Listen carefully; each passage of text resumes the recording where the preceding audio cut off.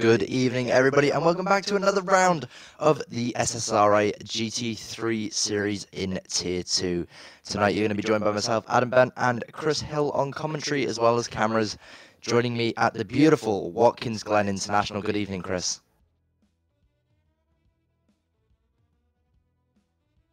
I absolutely am. It's the first time I've ever actually seen these tracks on Assetto Corsa Competizione.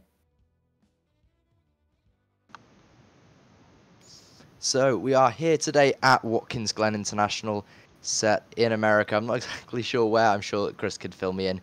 But obviously, one of these tracks that was released this year to the game, and well, one of 3 American tracks that we will visit with this series. Last time we saw a very interesting battle form between the Pro and the Am, the Am and the Silver cars through the twisting and undulating corners at Spa. Well, they've got even more undulation here as well, with Watkins Glen also being a track that hosts rises, falls, banked corners, and its very own bus stop. So I believe we will be jumping into the qualifying very soon, as we can see some track shots here. A beautiful looking track, and probably one of my favourite, at least, to race in America. Well, obviously 3 tracks that were added this year.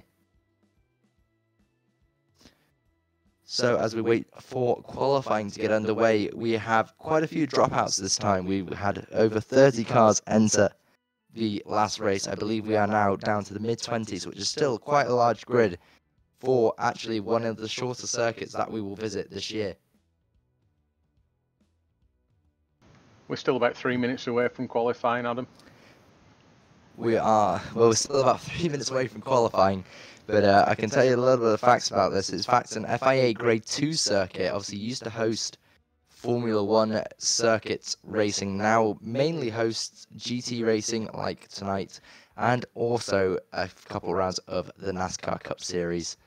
It used to be a public road course before becoming the Grand Prix course in 1956. We have two layouts for the track. However, we only use the longer course, also known as the boot, after a few Formula 1 drivers used to look at the track layout and compare it to boots of old. The track is 3.4 miles in length with 11 sorry, no, I got the wrong bit there. We want the most updated one. Where are we looking? Here we go. It is 3.4 miles in length with 11 turns, and the current record, it was actually set by an Indy car with a 1 minute 23, set by Sebastian Bourdais in 2017. I know Chris has probably got a bit more experience of this track in this game than I have, so what is it like to drive this track? You're completely wrong there, my friend. I've never driven it in ACC. I've driven it in AC quite a lot, and it's a very enjoyable track, but I've never driven this. In fact, tonight will be the first time I probably watch a full lap with somebody.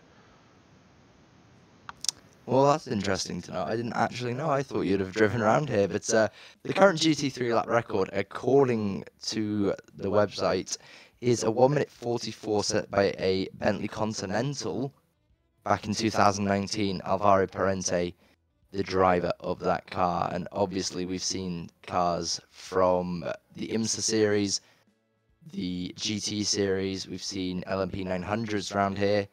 And obviously, we've seen Formula 1, NASCAR, and obviously IndyCar as well. So we should have some great racing here. Obviously, not really the most complex in terms of driving. A lot of it is flat out. Most corners, you are very heavily braking before opening up really quick. And another thing we don't have to worry about tonight is track limits. Being an American track, you tend to be able to take more of the curb, and only as long as you've got a fraction of your wheel on that curb, you are allowed to use as much of that runoff as possible. So I'm sure we'll see some great interpretations of track limits through the race, and hopefully some very interesting racing, because there's a lot of speed. So the faster cars here will hopefully have a great opportunity to overtake.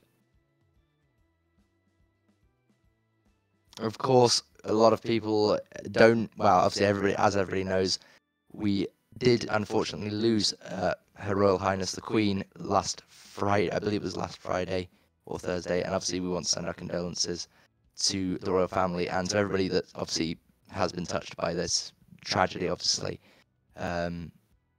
Those that do feel upset and distraught by it, obviously, we do respect that, and obviously, again, we hope that everybody's doing well and coping as best they can at this current time.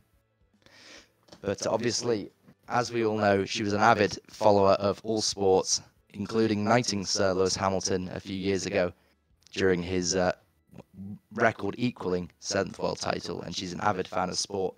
And we continue to race, not just only for her memory, but for the memory of everybody that we lose and the memories we cherish with them. So we continue racing in their memories as well.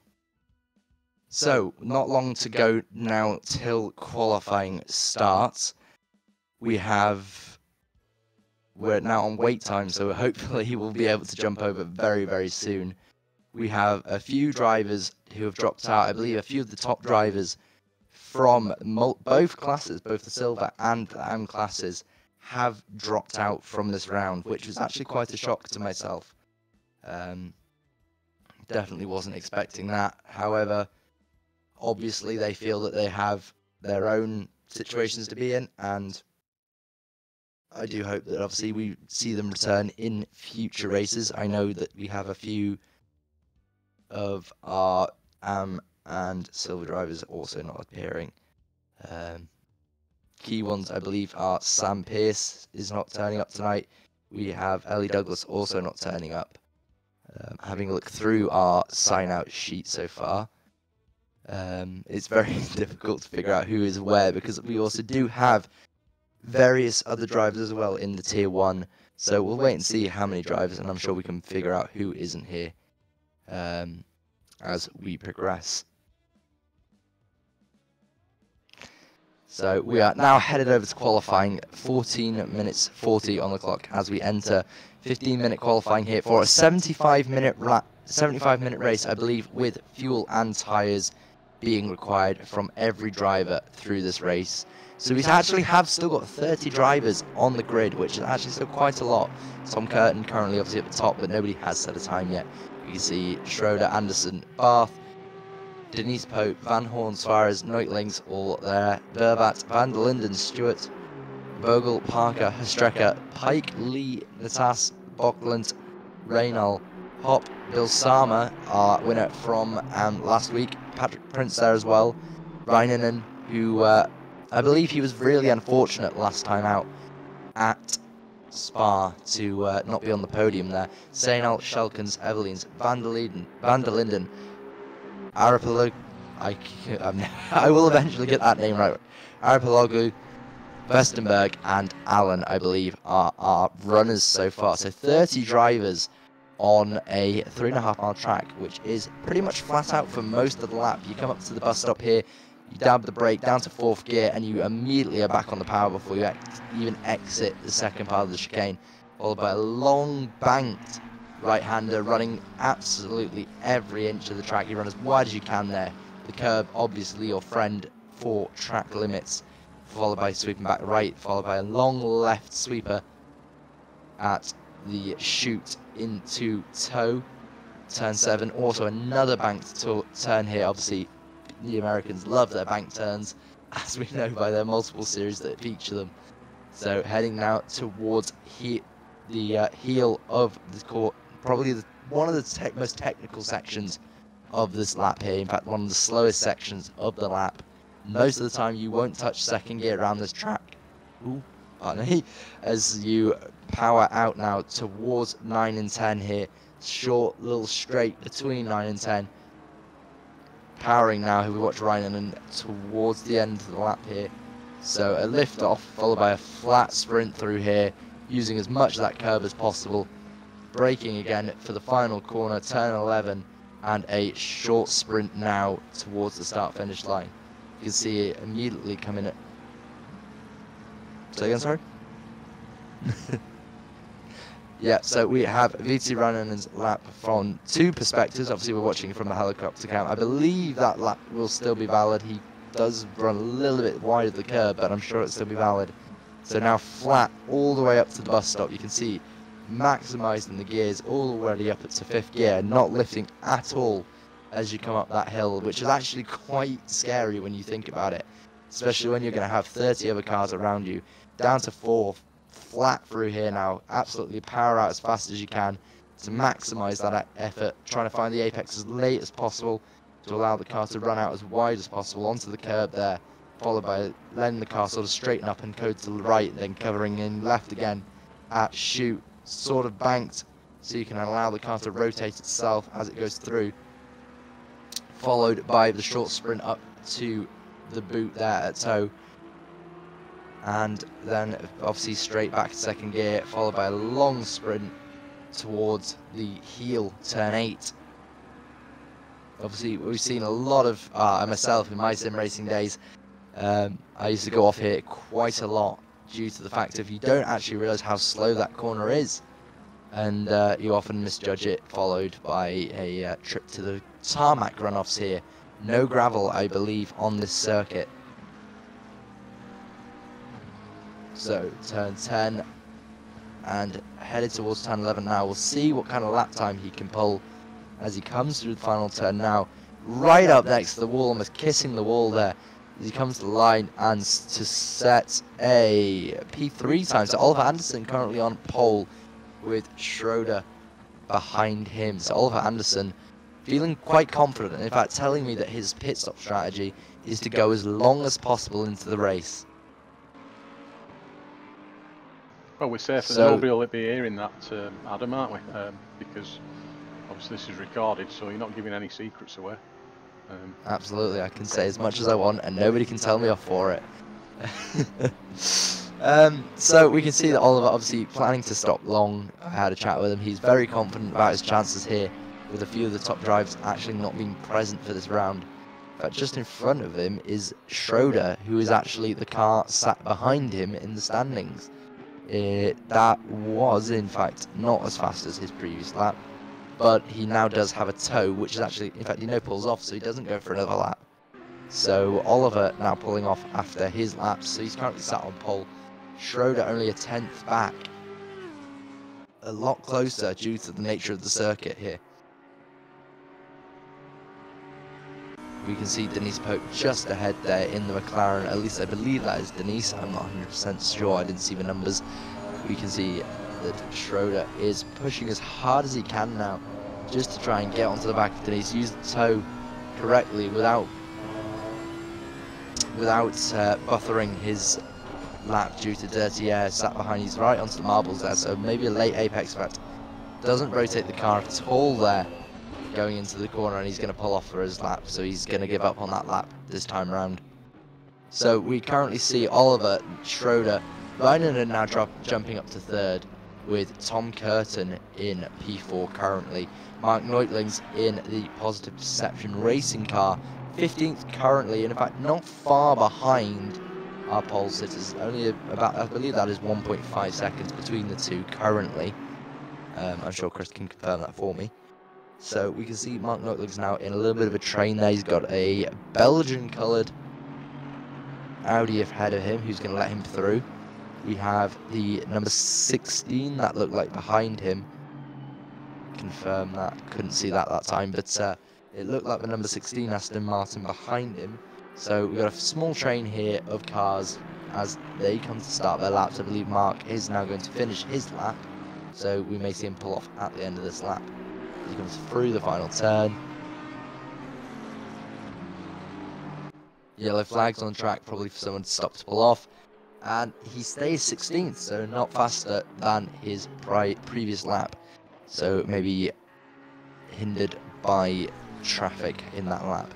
Denise Pope in the Wild Things Racing McLaren, they're coming up to the bus stop now. Sends it in, looks very smooth through there, flat straight over the curbs.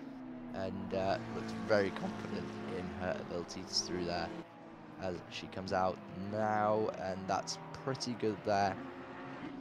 Through down towards turn 9 now, and again very smooth through there, maximizing her ability to use the track.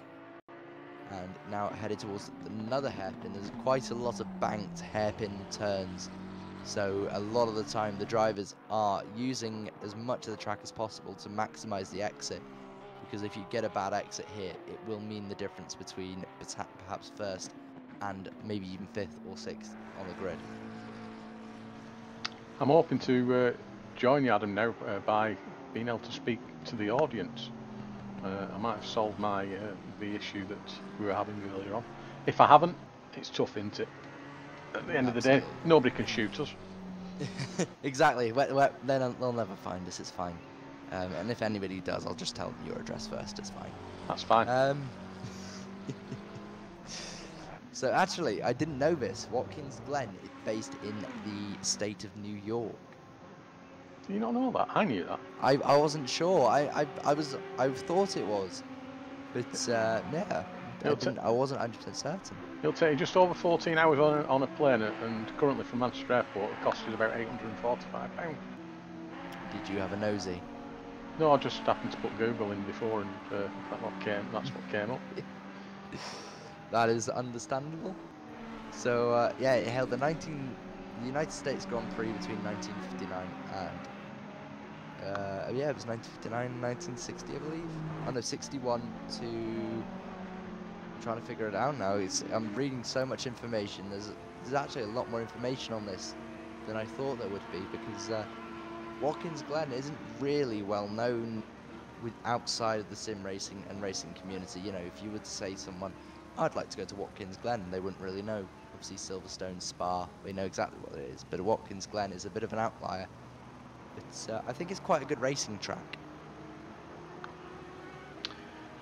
It is, and we're hoping to see some nice racing tonight. As you mentioned earlier on, 30 drivers currently trying to qualify for top spots, see who can do the best. What would your view be on qualifying? Would you like to qualify in pole, or would you like to qualify near the back of the grid and capitalise on other people's mistakes? I mean, I'm always one to qualify towards the back of the grid. I think pole position always puts a lot of pressure on your shoulders right away. A midfield position is potentially dangerous, especially at a circuit here where you can only really go too wide at a maximum, especially like circuits like this. Your overtaking opportunities are that long back straight. Most of the straights, you sort of have to maximise your exit on corner to overtake here. You might see a few overtakes into the turn 5 at the outer loop after the bus stop, where somebody might go wide or take too shallow of a line. But as a person who prefers to race touring cars as opposed to GT cars, yeah, I would definitely be looking at maximising my exits to overtake on the straights. That's a bit of interpretation of the track limits there, isn't it, by one of our stewards, Mr. Oliver Anderson? Absolutely, I'm sure wide. Sure he'll punish himself. It's second down now, so let's see if we can find any drivers that are really improving. Absolutely. Well, we have quite a few drivers in the silver class actually at the front, and what is quite surprising that Bill Sama is down in 19th after his, well, should we say, more than impressive display at Spa. It was impressive, wasn't it? He finished second, if I recall. I believe he finished second on the road, yes, and obviously first in AM class. So currently our points leader in AM, currently set down in 4th in class.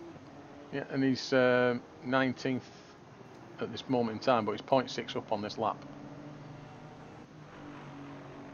Currently. So 0.6 will probably, I reckon, jump him up to about maybe 11th, 12th. We'll wait and see where it jumps him as he gets towards the end of the lap. He still looks like he's going pretty quickly. Misses the apex there, but runs it perfectly wide to counter that.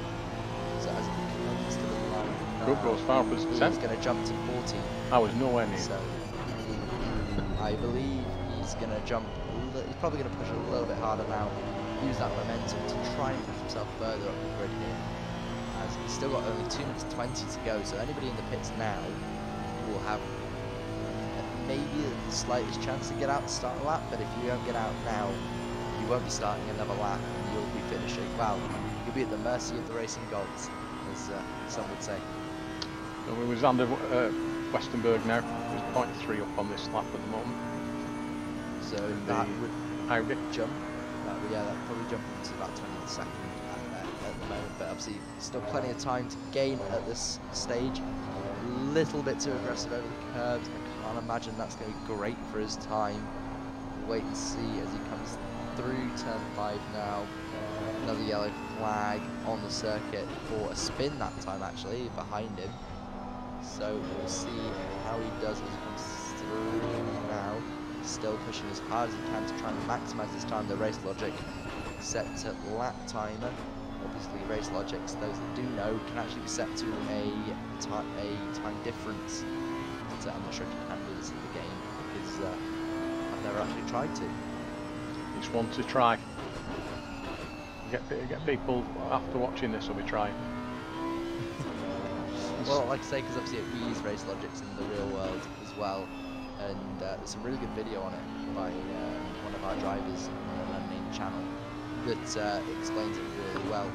So obviously Zander now coming through. I think this lap is probably not going to be much better. Lots of slides and it's 0.3 up still. Mistakes through it. Still 0.3 up, so still going to have a chance to improve here. Where I'm not quite sure just yet. As he comes to the line, he's going to go to stays 26th.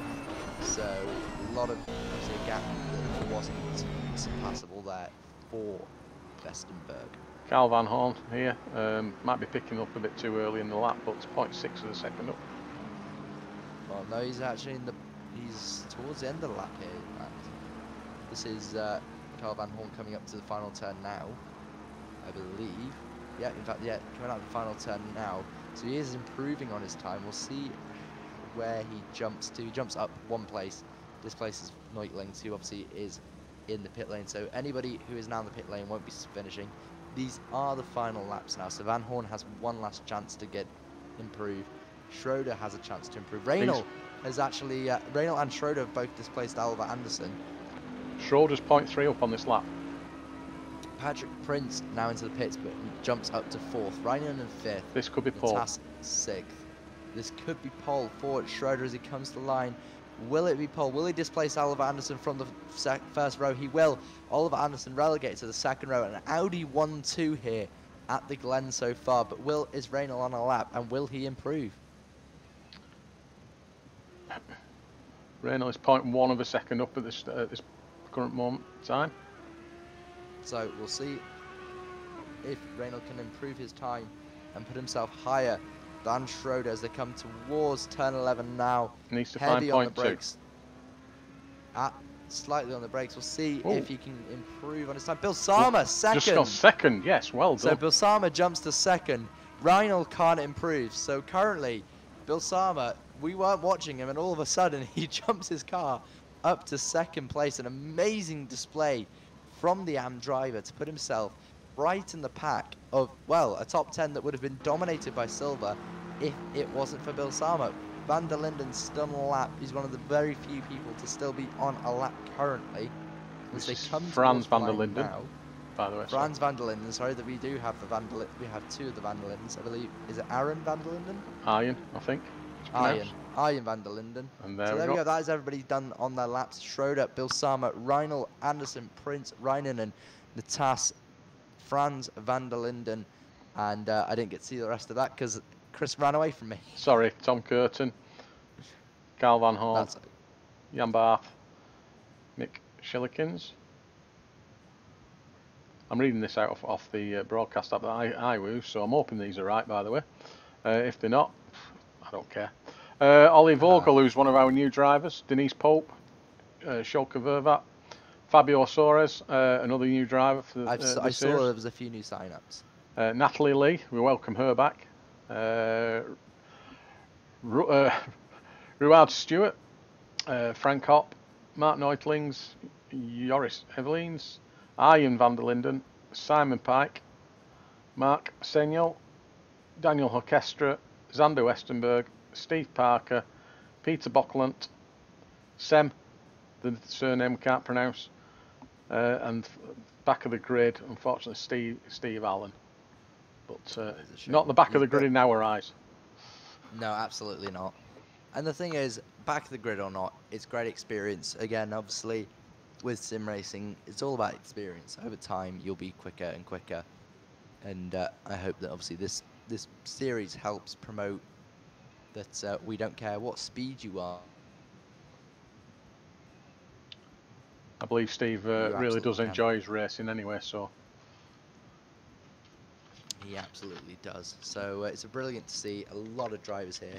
Still 30 cars, so if we were to have a full grid, we'd be looking at over 40 cars potentially for a tier 2, which is the impressive thing. It's not even it's not just one tier. We have multiple tiers that promote over about 80 to 90 drivers per series. I think tier one is maxed out at 50 at the moment, and I think there's 48 or 49 in tier 2 officially signed up.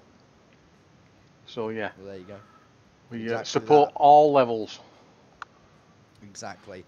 It's impressive to see the talent on display tonight, especially by our AM drivers who are, you know, we have a few stalwart, a few veteran drivers here that have been here for quite a while, and they're being surprised by these AM drivers. Yeah, this is the second race in a row that Walter's really surprised us.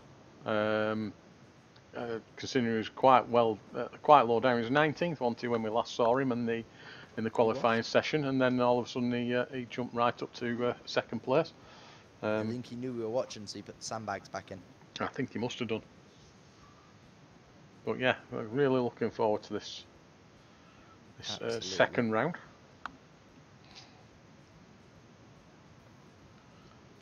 So, second round of how many, Chris, again? Is it 6 7. or 7? 7. Obviously, we are visiting all 3 American tracks. We've been to Spa. I'm trying to remember the other tracks. I think you know tracks, don't you? Not off the top of my head, my friend, but if you give me two seconds, I will find it. I will find the information. Of course, no rush. I mean, put me under pressure, why don't you? Oh, you know I like to put you under pressure. It's always a challenge for you, isn't it? Well, we stay in the States for the next round at Indianapolis on September the 27th. I won't be here then, I'll be on holiday. Then we're off to Zolder, followed by another return to the States. You know, we didn't plan this on very eco-friendly, did we? To COTA. No. And then Barcelona for the penultimate round, and the final round, the Mountain of Death, on December the 20th. Sorry, yeah, Bathurst.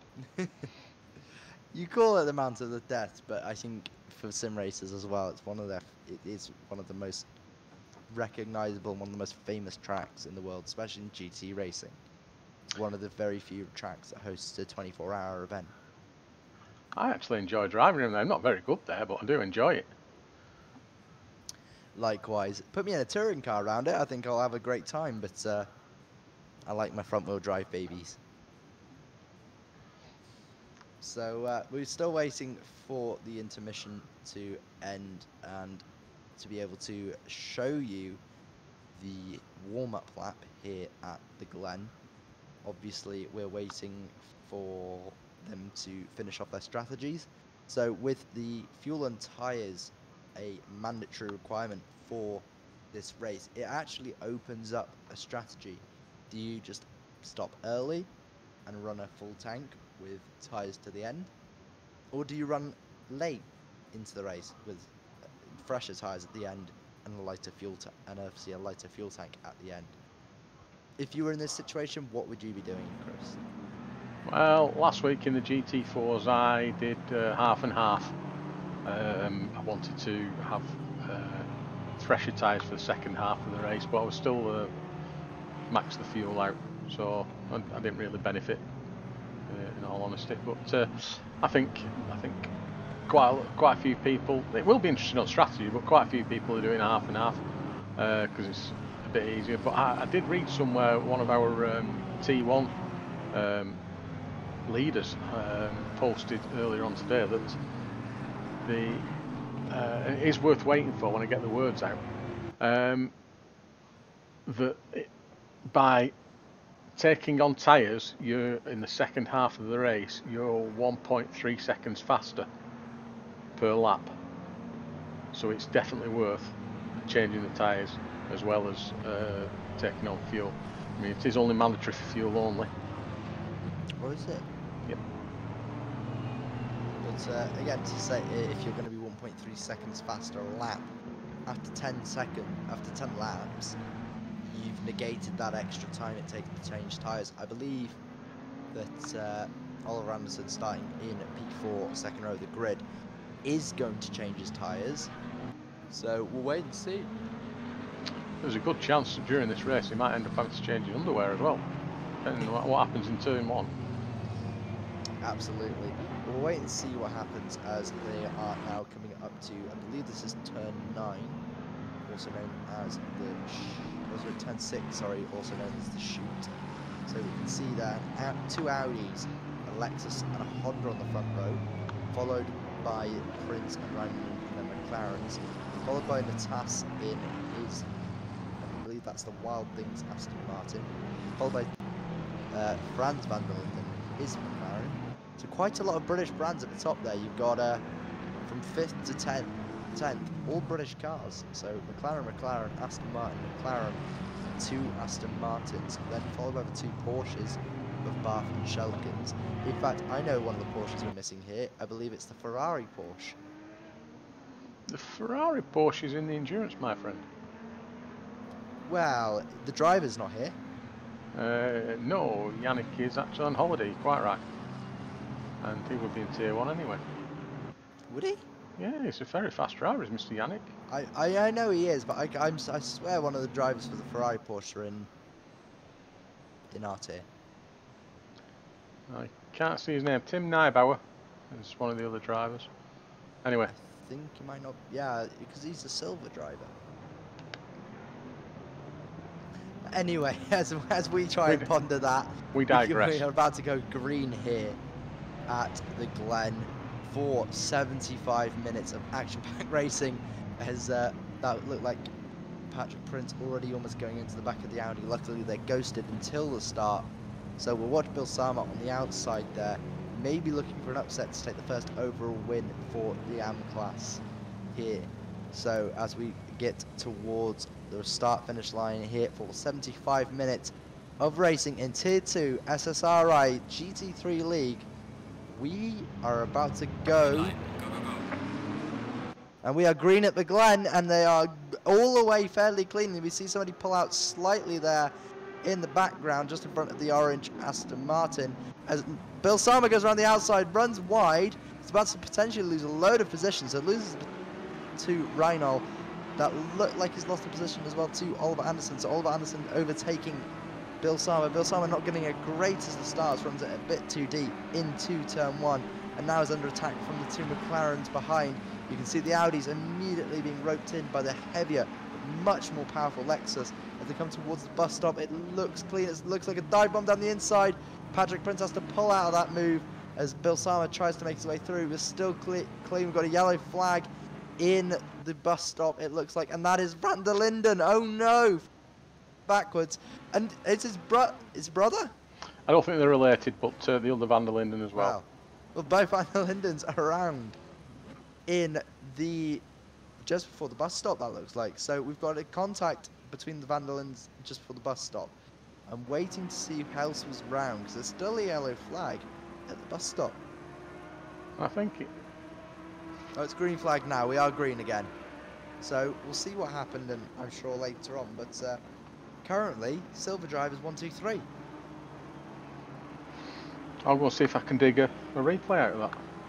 How's that sound? Well, while we wait for that replay, we can see that immediately the Lex is getting a better exit there. In fact, we're watching Schroeder, but we want to be watching Reinhold now, as they now come towards the final turns. There we go. We have the drivers.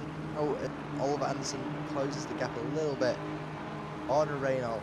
The Lexus just a bit heavier through the corners, so the Audi pulls away a little bit more. You can see the grunt of the Lexus, the heavier, much more powerful car, getting a lot closer. The great thing about this series is the BOP. Cars that maybe are heavier needs to be able to benefit from more power, and vice versa.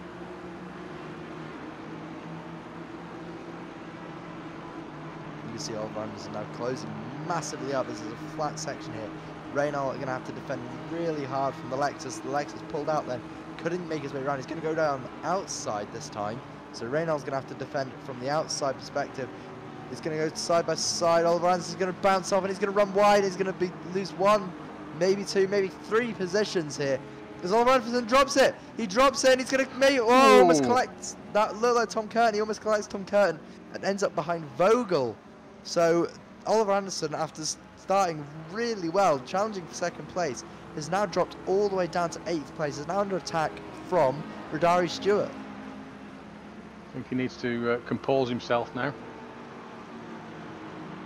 Obviously a very professional driver in the garage RIP 101 team. Just unfortunate mistake there that cost him 6 positions. So I will have a replay for you very, very shortly. So all of a sudden he's now under attack for 9th place, but he's right on the back of Vogel now. Vogel's going to have to defend from Oliver. We're going to look at the replay and we can see what's going on here, and it's a tap from that looked like the Wild Things car and Tom Curtin, and oh, a lot of cars, a huge number of cars involved in that wreck. About 6-7 cars involved in that wreck after a small tag turns into probably one of the biggest wrecks we'll see this series. Really unfortunate yeah, really unfortunate. And while we've disappeared, Vogel has been overtaken by Oliver and Rodari. So Oliver up to 7th, Rodari up to 8th now. So Oliver, a man on a mission now to try and gain as many positions as he can before his stop. Somebody's tired. Maybe a little, but I digress. I do apologise. You can see that Oliver Anderson now under pressure from Rodari Stewart in the 41 Aston Martin as they come through turn 5 now, down towards Shoot or turn 6, depending on how you want to call it. Bilsama still leads massively. In fact, he's 12 cars ahead of Vervat in the second placed AM car. Van Horn splits him between, is the split between him and 4 other of his rivals. So a huge gap already forming for Bilsama. I've just noticed the gaps aren't showing at the side of the timing tower either, so it's not going to help you much, is it? So I will try and rectify that if you just carry on talking amongst yourself. It's all good.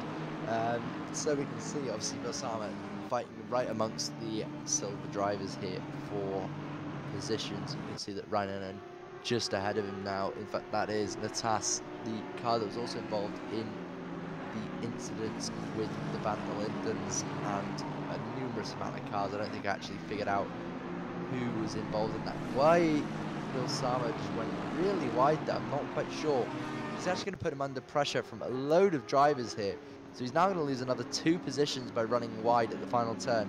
So a huge mistake again for Bilsama. We'll have to wait and see if he emerges ahead of Oliver Anderson, but at the moment, no, he doesn't. So Oliver Anderson now takes another position. So Oliver Anderson, a man possessed now, purple lap for him last time round. So he now holds the fastest lap on the circuit, and right behind Rodari Stewart just seems to be following through everywhere he goes. We'll stick in this battle for a short while because which is certainly a fast chap, isn't he? I mean, we've already spoke about him several times this evening, and he's on the tail of Oliver here. It's whether he can follow him as closely as he would like to.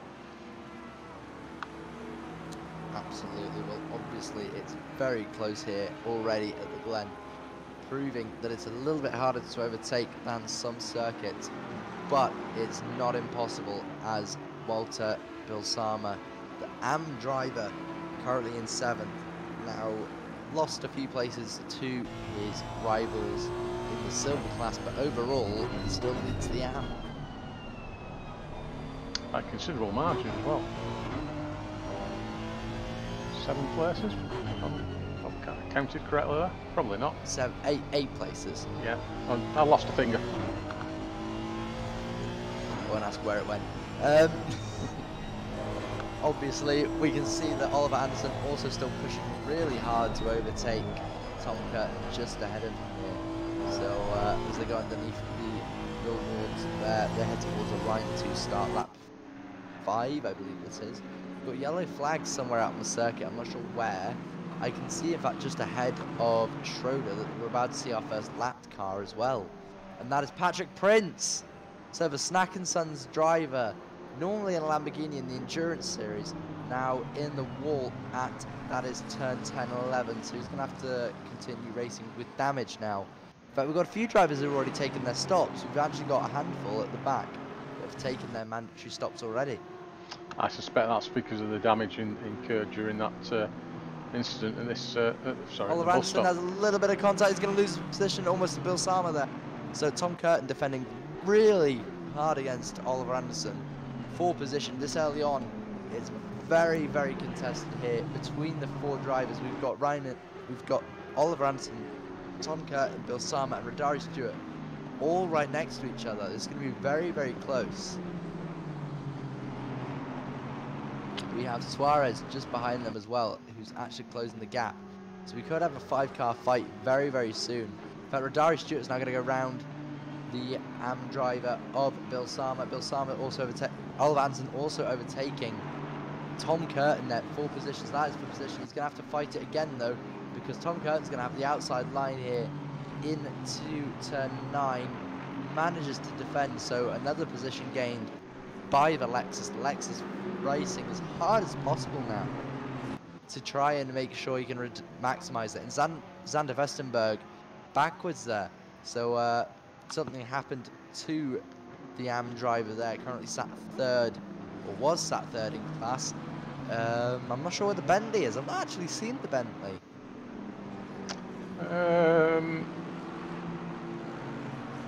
Was there a Bentley in here tonight? All right. 94. Car 94. Oh. There we go, yeah. So Vestenberg dropped 2 positions there to Sainal and Strecker.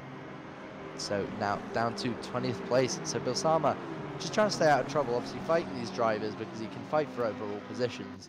But he knows that all he needs to care about here is the position between him and his rivals in the class.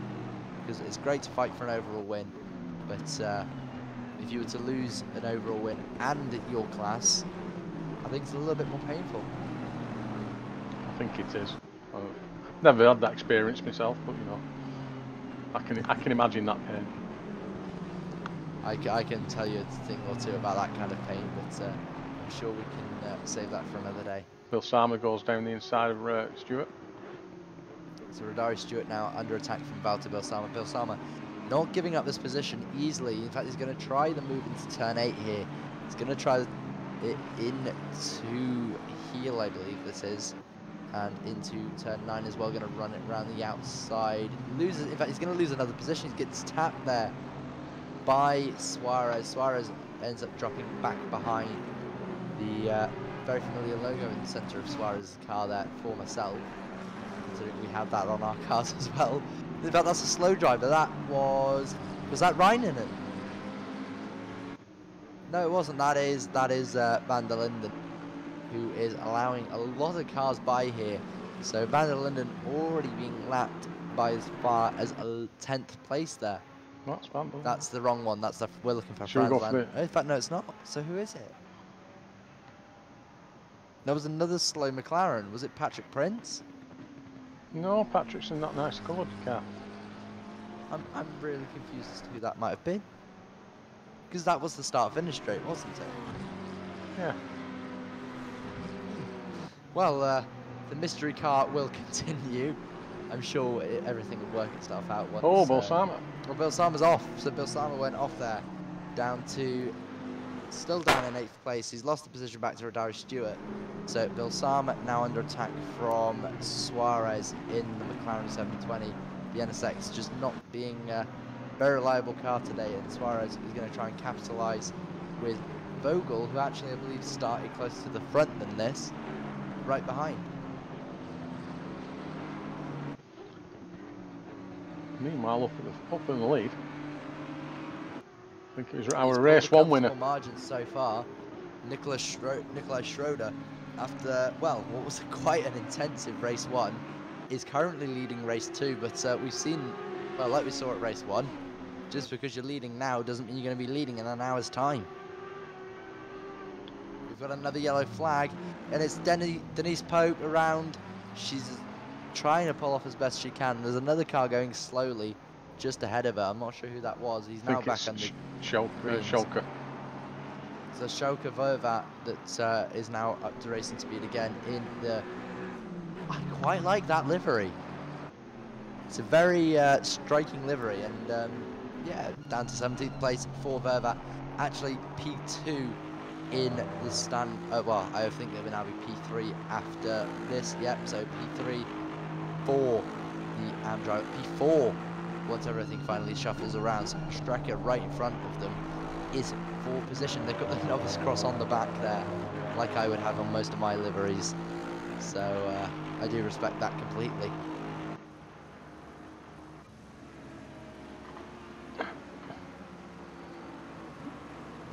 So the Green Moose sprint driver, Nikolai Schroeder, I believe, on also part of the Green Moose junior team for the Endurance Series, currently leads the way.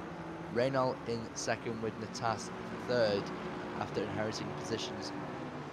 Due to the misfortune of a few other drivers, Oliver Anderson and Reinen currently 4th and 5th, with Tom Curtin, Radari Stewart, Bill Sama, Suarez, Vogel are top 10, as we are about to hit 1 hour to go here at the Glen, and we've already had a large number of laps. The laps here are incredibly short. 7 laps. It is a large number for less than 15 minutes of racing. In fact, we'll probably see 8 laps before the time is out. We've got another yellow flag. I'm not sure where that was. I'm sure that if it's important, Chris will let me know.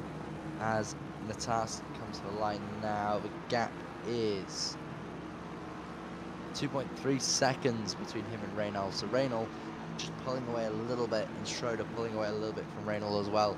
So these guys are struggling to keep up with each other. In fact, you can see the NASCAR Cup Series logo still printed on the side of the track. So we maybe hear GT Racing, but the Americans, their ever sponsorship-laden world, making sure to let everybody know what their main series is over there. As Tom Curtin now pressures Reinen for, this is 5th place in class and overall. So Tom Curtin right behind the McLaren. He's going to pull out. He's going to try and move maybe into the bus stop. Thinks better of it. Backs off this time round. It's going to give him maybe a better run through the bus stop as he comes now down towards turn 5 and turn 6. Trying to make as much room as possible to make an overtaking opportunity, perhaps on this short sprint to turn 7.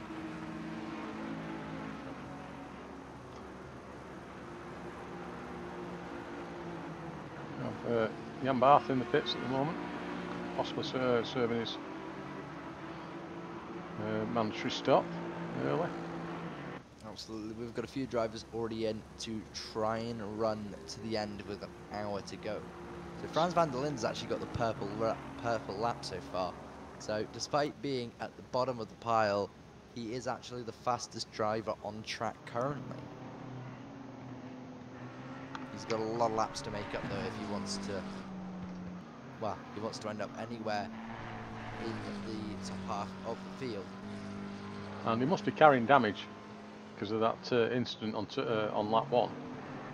But he may have come into the pits to repair the car and gone back out. See, you don't have to take your mandatory stop when you go in. You can always just go in to repair your car and then worry about your mandatory stop later in the race. This is very true. Glad you're here. Well, I'm useful for some things, aren't I? Yes. Was that the right thing to say? I think so. Oh, okay. So Tom Curtin currently in 6th place, still chasing Reinen, just behind him Bill Sama, and that looked like Radari Stewart behind it, or in front of Bill Sama as we head into the bus stop for, I believe this is our 10th tour of the Glen so far, as they come down the hill now. A little bit of a crest here before another downhill section into turn 6. You can see Tom trying to get as close as he can to try and make a move on Reinen, who missed out really unfortunately last time on a win at Spa. In fact, we were tipping him to win right until the end, when everything changed. I believe he had a spin and ended up not finishing the race.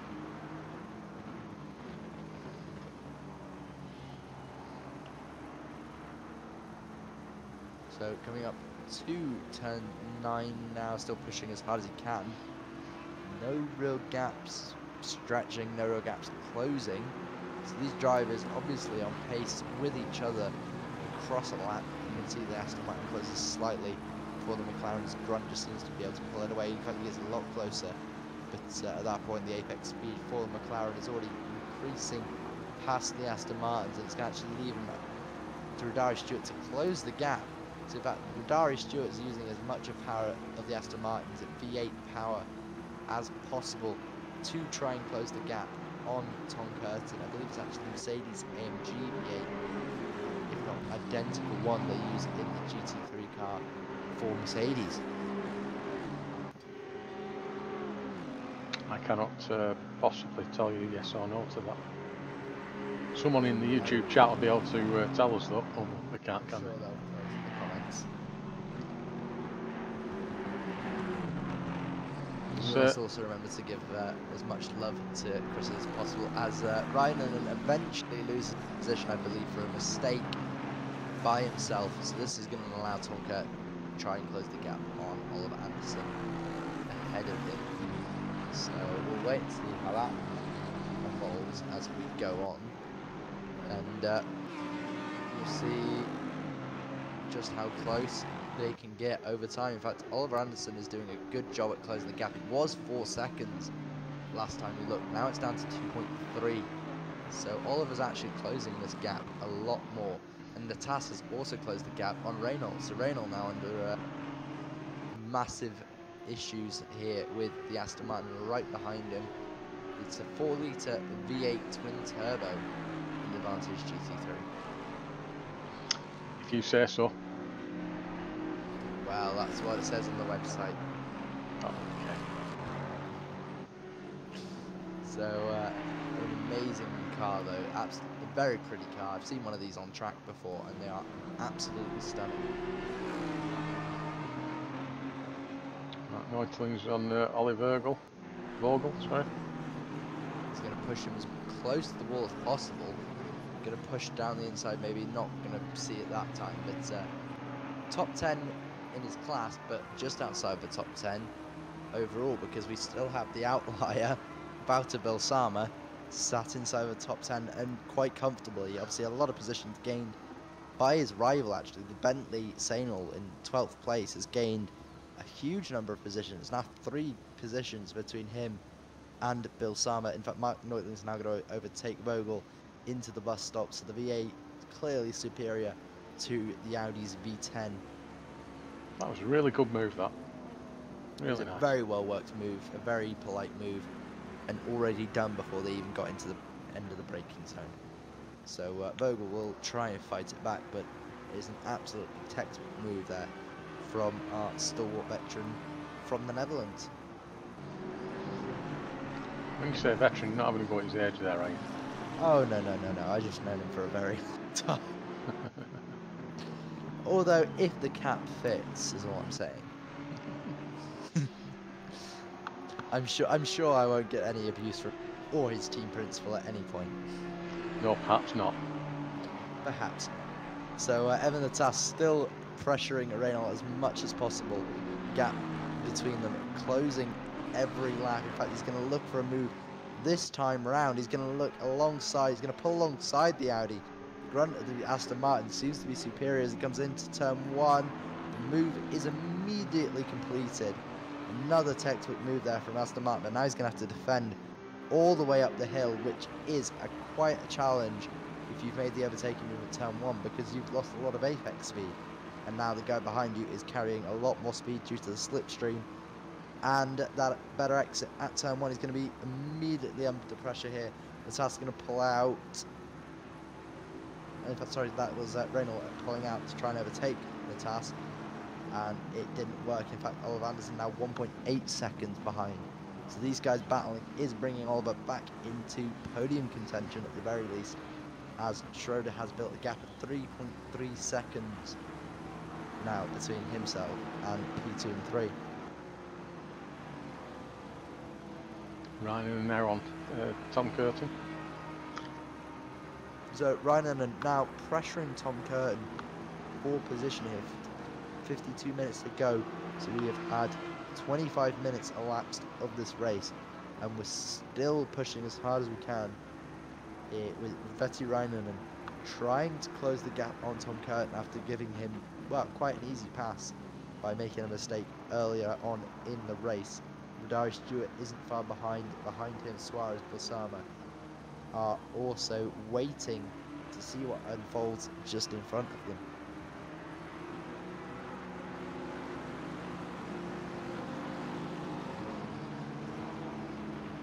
All the battles up and down Absolutely, we've got a lot of battles, and Patrick Prince back in the pit lane. So I know he's served his penalty, his mandatory stops. He's back in the pit lane due to an issue as opposed to a standard stop. So we'll wait and see what happens there as they now come up towards, that is the hill. So they're going up the hill now towards the bus stop, pushing as hard as he can. As you can see, obviously pushing potentially just a little bit too hard, and now it's going to put him at a position where he's going to struggle. Simon Pike, I think, has retired from the race and just dropped the car into the pit lane. I can confirm he's retired. He RTG'd earlier on. Oh, that's unfortunate.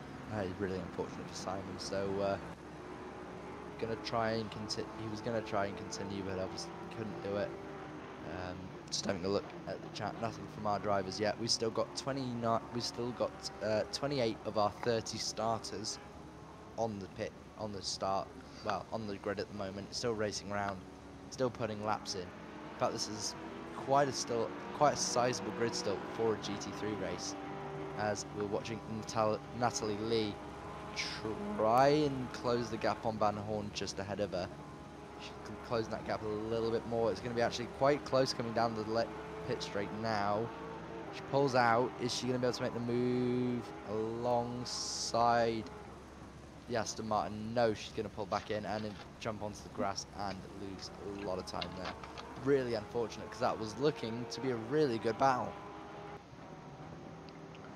Meanwhile, speaking of interesting battles, we've got Steve Parker here with what looks like Arapaloglu in his McLaren. So I think that might be the McLaren we saw that was lapped earlier in the race. His Strecker is still in the pits. Ian van der Linden also in the pits. So the van der Linden's right at the end of the grid. Parker trying to close the gap between him and Arapaloglu. Doing the best he can here, and in fact, it looks like he might look at a move towards turn 9 here. Closes the gap a little bit more.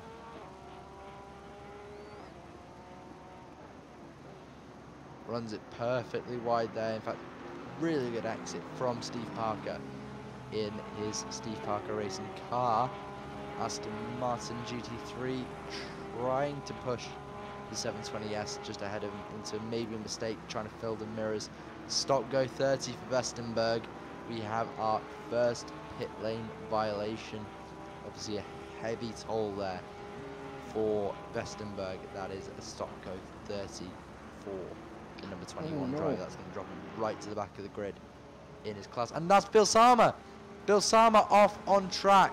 We're not quite sure what's happened to Bill Sama, but all of a sudden our outside shot at maybe an overall win has stopped. He just won't, he's not moving. This puts Sainal into the lead and it puts Bill Sama in a really difficult position. He's not moving, the wheel's not sure what's happening there. Well, I'm sure we'll find out soon enough. But the car stopped. Do we have a replay? I'm going to go and have a look for one very shortly. So we've got almost half the grid that have also served their stops now. We have one driver in the lower half that haven't served, or two drivers that haven't served their stops in the lower half. So a lot of drivers already serving their stops. So we're going to watch Bill Sama drop down the order. This is going to put Sainal, Allen and Lee all in the top three now. So something happened with I believe the Aston that she was fighting that's going to have dropped it further back. In fact, I believe that was Verbat that she was fighting. And yeah, so now we're just waiting to see what happened with, well, probably one of the fastest drivers out there in Balsama.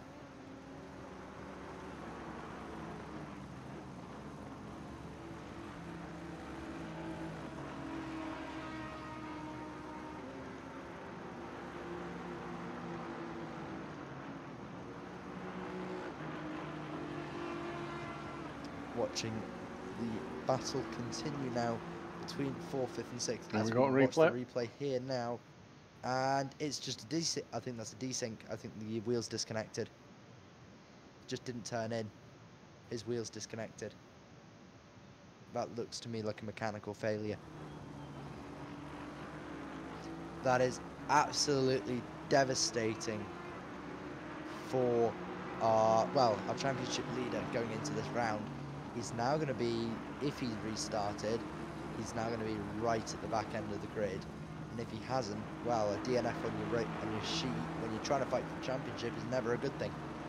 I think he's disconnected from the session because we've only got 28 drivers now. So we have now lost another driver from the grid, and obviously the biggest shock to myself, and I'm sure to you, Chris. Yeah. It was Balsama. Yeah. But, if it's a mechanical failure, because you can get them in sim racing, believe it or not. Your pedals can go, your steering can go. Cat could come in the room and chew through your wires. Anything could happen like that. Absolutely, you could, your internet could disconnect. Anything can happen to you, and well, it adds a new level of shock, I'm sure, to yourself, Chris, and to me. But the mechanical failure like that, it just looked like his wheel disconnected, complete desync for the wheel, and it was game over for him. Yeah, certainly unfortunate he's not going to be able to extend his championship lead, and while all that's been going on. Well, yeah, while we've been watching that, Oliver Anderson is now chasing the back of the TAS. For the lead. Schroeder, who last time pitted ultra late, has now pitted super early. So Oliver Anderson obviously told us he was going to run long. Do you think the TAS is also thinking the same? Maybe I'll run as long as he can? Well, we did this last race trying to guess what these guys were doing, and we failed miserably. We didn't even shout that Schroeder was going to take the lead until the very last lap, did we? I don't think anybody could have predicted that. So yeah, you could potentially leave this as late as possible, but you've also Oliver's already told you what his plans are. So let's see if he's told you the truth. I can't see him lying to me. We'll wait and see. But Oliver Anderson now challenging for the lead. He's going to pull out alongside the Aston Martin. He's going to look for the move. He makes the move. So a change of lead for Oliver Anderson in the RAP 101 car, and the TAS in the Watkins car is relegated second. In fact, he's dropping off massively. Has the TAS got a problem? Because that's all of a sudden a huge gap to have been led. All of a sudden he's dropped a few tenths. He's back up to racing speed. But was there a problem there for the TAS in the Wild Things car? Because he just suddenly dropped off the back of him. We've got a yellow flag just ahead, so these guys need to be careful. It's Natalie Lee. She's going to pull off to the side. Luckily not collected by any of the drivers. Hopefully they'll see the yellow flags and know that there is a car off at the exit of the turn. Everybody seems to be getting through quite clean so far, but unfortunately because the short... Don't drive backwards on the circuit, no! Just spin it now. Sorry. Yeah, there we go. And she's going to put it into the wall again. And she'll probably have to wait again now before she can pull back out. But so we've got Oliver Anderson, Evan Natas, and Tom Curtin in 1, 2, 3. Barry Stewart, Mark Neutlings in 4th and 5th. It's Aston Martin 2 to 5 in. 4 Aston Martins in the top 5 so far. We've still obviously yet to see them pit, so we'll wait and see what happens there. But as Oliver Anderson said, he's going to wait as long as he can before he does pit.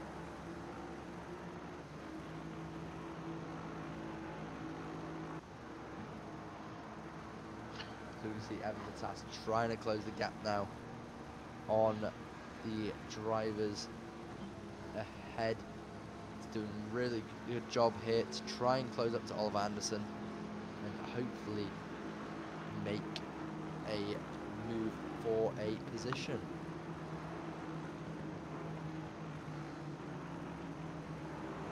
Try and find out what happened to Natalie. I suspect it was a spin. I do suspect it was also a spin, especially at that corner where you're encouraged to open the throttle early to try and maximise your exit, but one wrong move or a tyre on the grass or on that curb, and well, we all know how the Porsche is to drive, and you'll be saying hello to the guys behind you.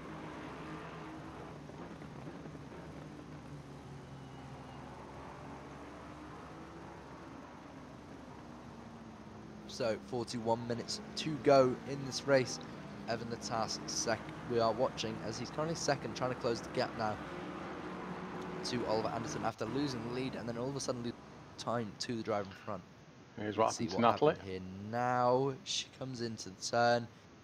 Looks like everything's okay, and the car just goes round. So, well, that was interesting how she all of a sudden pointed the wrong way. But we know the short wheelbase cars, slightest turns can make them snap really hard. And good movement there to get off the track as quick as possible. Absolutely, really good movement to get herself off the racing line as quickly as possible to maximise the safety of all the drivers around her. Again, obviously, hats off to her racing knowledge to provide everybody with a safe opportunity to get past. So, wait and see how that progresses. But we now have our race leader for the AM class into the pit lane, Sainol in, so inheriting the lead from the Honda after, well, what I would consider to be probably one of the worst, biggest upsets from what I could see in a while. Rudy Stewart still trying to track down Tom Curtin as well. Absolutely. Well, we've got I've just seen a note in the ACC chat. I think that says thank you back marker. So whether that was a positive or a negative one, it was from I believe our pole sister Nikolai Schroeder. So we'll see what happens there. Sainol being dropped down the order here, but obviously Steve Allen, the only driver in AM now not to have stopped. Rodari Stewart still pushed to try and catch Tom Curtin. It'd be interesting to see the gap between Jan Barth and Everleens, because actually Schroeder dropped heavily. So in terms of our stopped drivers, Jan Barth is actually the leader. So something's happened to Schroeder that's caused him to be dropped right to the back.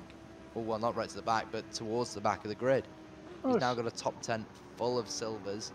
So unfortunate for Bill Sama to not be here in this, but I'm sure we will see a few drivers now push their way up, as obviously we've got 7 drivers even in the top 10 to stop yet.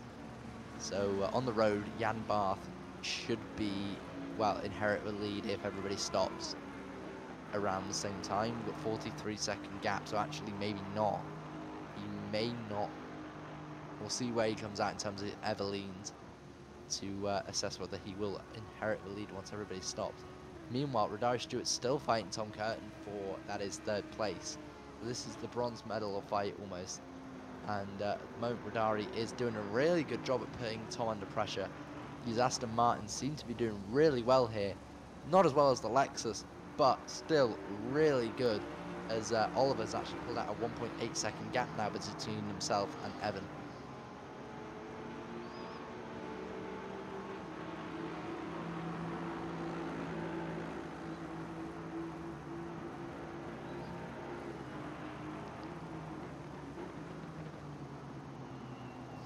So we've gone over halfway, I believe we're over halfway into the race now, and how are you liking it? Me or the audience? Yourself. All right, me. I'm enjoying it. I'm just focused on Reinen again, as he tries to make a move on Suarez. Absolutely. Well, not going to make it here. We are halfway through. Keep it up. Nope, he's not going to make it this time round, but we've had no end of action from DCs and issues and crashes. We've had plenty of action, plenty of drama, and at the moment it's Sainal that leads the AM class and Oliver Anderson leading the pro, or the silver class should I say. So Vetti Rainen still trying to chase and overtake Suarez ahead of him in the 171 car, the traction and well mint blue coloured McLaren 720. So the battle of the 720s here for 8th place. Jan Barth, the lead stopper at the moment. Vogel ahead of him, so we'll see where Vogel comes out once Jan Barth comes to the line. He's actually not far ahead of these guys. So if Vogel comes out ahead of them, then we know that Oliver Anderson is pretty safe in his position so far. But there is Vogel, so there goes the Porsche, there goes the 2 McLarens. So he now drops down and he pulls away now. That was the Audi of Schroeder. So Schroeder does jump up another position. We'll see what happens there. So actually Schroeder still on paper has an outside chance because he is absolutely rapid at the moment. Yeah, he's currently down in 10th place. Sure. He is in fact ninth behind Jan Barth, Rainen and Suarez. In fact, he's not far away though. He's only 10 seconds down the road from the 3 drivers ahead of him. So there is still a chance that he could make his way to a podium or even a win, depending on when Oliver and the drivers behind stop. So the issue with Oliver gaining his gap is that somebody could jump, obviously all the drivers behind him could jump in at the same time as him, could try and jump early to do an undercut, or even, you know, try and be brave and stop later than him for an overcut. But obviously we know Oliver is a very brave soul and he'll run as long as he can until he has to stop, probably close to 50 minutes, 55 minutes into the race. Battle looks like it's going on for quite a while. It has been. It looks like it. Denise Pope and Shelkins P3 currently in his class, and Denise P13 in hers. So this battle for position overall been heating up for a bit now. You can see that Shelkins is all over the back of Denise. Denise doing a really good job to just hold her racing line and defend by just using her racing line, not trying to do anything fancy, not trying to be aggressive on her defense, just racing within her limits to make sure that the guy behind cannot pass. Vestenberg has retired, by the looks of it, so has potentially Van der Linden. I'm sure he'll be coming back out, but a few drivers have retired since we last saw, so we now only actually have 25 runners, I believe, with Van der Linden being the last of our runners. We'll wait and see if Vestenberg comes back out. Oh, Van der Linden's on his way out. Franz is back out, but is Vestenberg going to come back out is the question. I don't think Vestenberg will, because he's been there for quite a while. Yeah. I've been monitoring it offline. As well. So Dari Stewart now in the pits as well. So we are now seeing our top 5 start to pit here. So we'll wait and see what Oliver does, because Oliver being Oliver, it will be interesting.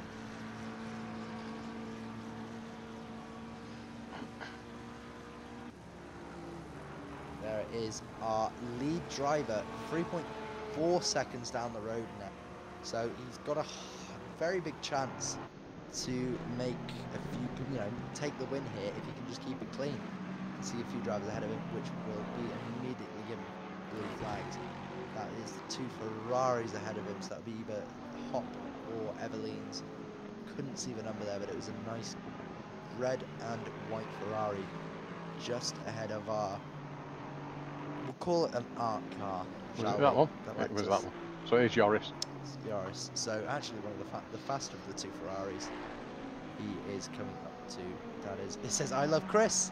Oh, oh, he's so definitely sweet. not trying to get favours. He's one of my teammates, so thanks for that, Joris. I've just taken my headset off and I just heard Wrexham FC, and they're on the other side of the town. I digress. So 30 minutes to go, and we can see that Yaroslav Alin's P12 currently just behind Sainal are leader. I'm sure that he doesn't know just yet. He probably still thinks that Bill Sama might be on the track somewhere. But if he does know, well, I'm sure that won't be getting to him, because it looked really clean. He looks like he's driving well within his limits and not trying to push as hard as he can. Oliver going a bit slower on this lap by the looks of it. This could be his end lap, then maybe altering a few things for his pit stop. Obviously, I'm sure you have the strategy set up, but he'll be changing it now to make sure he's got plenty of fuel before he does actually stop. So he's currently 0.6 down on his best time on this lap. So there is a mistake, or could be back marker traffic. He can lose up to over a second just by lapping back markers.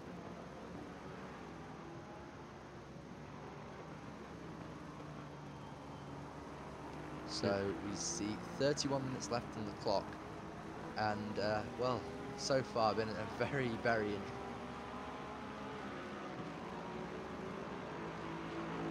I'm guessing you said a very enjoyable race. I'm enjoying it very much so. Okay. And Oliver stays out for this lap, so another lap, so maybe just a bit of back marker traffic causing him to be a bit slower this time round. But he does continue. Yeah, you go, there's 46 for that lap, and in fact his fastest is 45.3, so over a second slower than his fastest lap. We'll see if that affects his position. It didn't look like it did. So meanwhile, Shelkins is still fighting Denise Pope. Denise Pope's still defending really well as they come to turn 9 now. The gap looks like it's settled down a little bit, but Denise knows that any small mistake will allow Shelkins to go through to reclaim what will probably be 16th place, and then maybe higher, depending on obviously how stops go for our drivers, irrespective of positions currently. So every driver except for the top 4 have stopped now. We've got a handful of drivers still in the pits, so these ones will be serving stops or have served their stop and need to come back out. Reynolds looks like he's retired. I think Reynolds has retired, so, but he started on the front row. So one of our front row drivers is now done. He doesn't come back out. Ryman and Suarez, Stewart have all overtaken Bath during their stops. So despite Bath being the leader at the stops, he now does drop down to 8 and stays 8. So it's looking really good for Oliver and Co at the front current. Denise doing a great defensive job here, as she did to me in the GT4s last week. Makes the car as wide as possible. Absolutely amazing job. You can see she knows just where to place the car at the exact point to defend from the Porsche behind. The Porsche behind having to find any gap to pass the widest McLaren in the world here. But Denise doing everything completely by the book. Textbook defending. Evan Natas in the pit lane. So we now have our driver who was P2 into the pit lane. We'll see where he comes out, because that looked like a few drivers that will be getting a lot closer to him by the end of the next lap. I'm not sure where Radari is. So where's Radari in respect to... So he might actually overtake, so he would potentially go up to 3rd place here. In fact, no, there you go. Natas has already done his stop. He's done a splash and dash for fuel. The green tick indicates that he is done, so he's not going to change his tyres. Tom Curtin will overtake him, but Natas, that seemed a bit too quick. A very quick stop, but he's not got any penalty, so he must have met all the race requirements. I think it is a required. Yeah, I think he met the required stop, but it didn't look like he put much fuel in. So maybe he's been fuel saving this entire race, in the hope that obviously Oliver will have to stop for more fuel. We know the Lexus is more thirsty, so maybe the plan is here to try and beat Oliver by having to put less fuel in. Oliver's got an 18-second lead over Tom Curtin. I believe they're the only two drivers that haven't stopped. They are the only two drivers that haven't stopped, so we'll wait and see if Tom comes in this time round. But at the moment, we've got Franz van der Linden at the back of the grid, still going round. Obviously, he'll pick up points for the finish, and that's what he wants right now. Oliver Anderson does stay out this time round. So we're getting very close to the point where most fuel tanks tend to run out.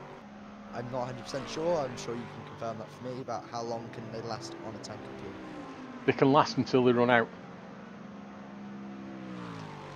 Great information. Thank you very much. What other insightful information were you expecting from me? I thought you'd know. I thought you might know the average of how long a tank of fuel lasts in these GT3 cars. I don't, I'm afraid. No. Sorry. I know nothing about cars. I know nothing about driving. That's why I'm behind the camera. I can tell you that even with still don't last as long as our car that runs 72 litres over 2 hours. We'd be alright here then.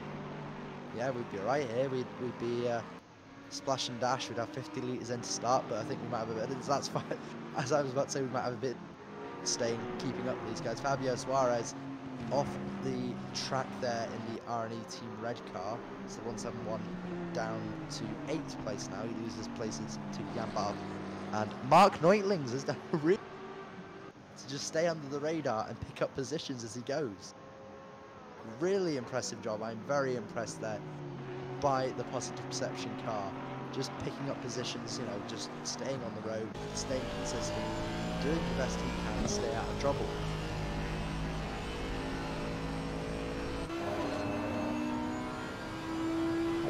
That must be Nikolai Schroeder in front of him. Yeah, absolutely is. That is Nikolai Schroeder. So Vogel, the Audis, I was about to call them Aston Martins, they definitely aren't. So Schroeder's day is going to go from bad to worse, starting on pole, now down in 10th place. So Schroeder is going to be absolutely upset there. Started on pole, had a great chance to run late into the race and maybe even take a second win from the series. So both our race leaders, we're gonna have two race winners from 2 rounds, which is obviously we love to see it. But for championship standings, it's gonna mix absolutely everything up. It certainly is. We've got Stewart and Peter Reinen battling here. We do indeed. That is Rodari Stewart and Reinen fighting for 4th place on the road. Could be 3rd depending on how well Tom's stop goes. So we know that Tom and Oliver are going to run as long as possible. I'm sure a few people, if he's in a chat with them, are going to be saying, how long are you going to be able to run before you run out of fuel? I reckon it'll be as long as he goes until he comes into the pits. Well, I think it'll be very soon because not much longer in the race. Luckily, there's no pit window, so he could even pit on the penultimate lap if he had the time and still come out ahead. So long as he comes out ahead, obviously he would take the win. But yeah, he could wait until as long as possible, maybe even 5 minutes before the end to come in and do a stop. And so long as he does, it doesn't matter. It absolutely doesn't. Well, it's like Joris here, went a bit wide there. That was Joris Evelyn's running a little bit wide as he battles with Sainal. So Sainal now up to 3rd place. Just behind them is our Lexus art car. Tom Curtin in the pits. So Oliver Anderson now is the very last driver to pit. He is a man of his word and stopping long. I hope he read the rules. I hope he realises he does have to pit. I think he does. I think we both know Oliver, and I'm sure Oliver, great plan here. We both know the RIP 101 team though. Well, yes, but we both know that I'm sure Oliver knows what he's doing, and he'll make best opportunities available to him. Curtin's out of the pits now. So Curtin out the pits. It looks like he will stay third. I'm not sure where Evan is. I think Evan's gone past because he's showing in third here. Oh, so Evan has come past. So it'll now be a case of, does Evan the Task overtake Oliver after Oliver's stop? So Evan does jump Tom in the pits. We knew that would happen because obviously on the road he was behind him.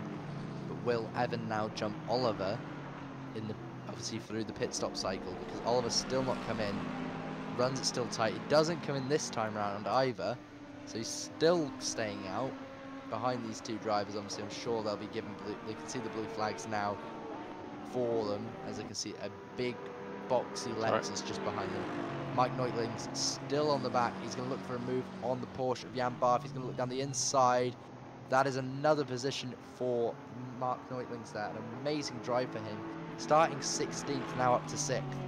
Seems his favourite place to pass as well tonight, that. It is an amazing opportunity if you can get it right to pass there, because obviously you can't go too wide into there. Somebody's going to back off. If you've got the inside line into the first bit, that is it. You've got the corner.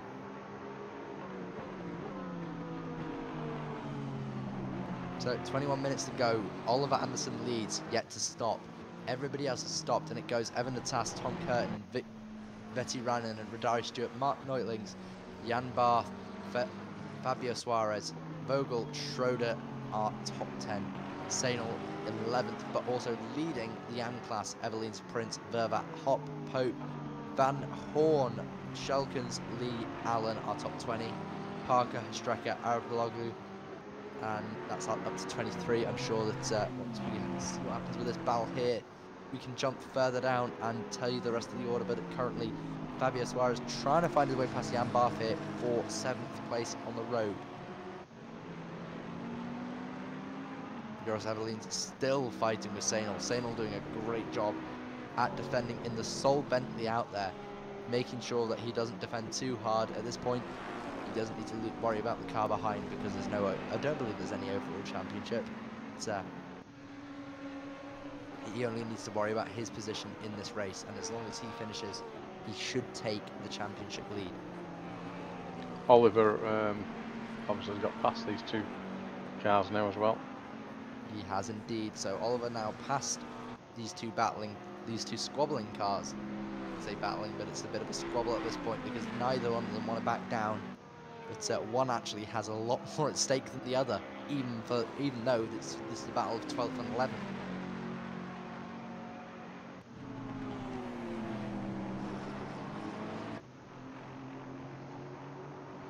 Another close battle here. It's a very close battle indeed, as Suarez looks down the inside, thinks better of it, backs out of the move, but a lot closer this time around for the R&E car, the 720S, trying to push as fast as he can to get as close as he can. And it looks like he's going to try another move maybe towards the end of the lap here. Fabio Suarez pushing really hard now to get past the Porsche of Jan Barth. Jan Barth doing a great job at defending here. Oliver Anderson still yet to stop. Obviously we can see his lovely orange marker indicating that he hasn't stopped.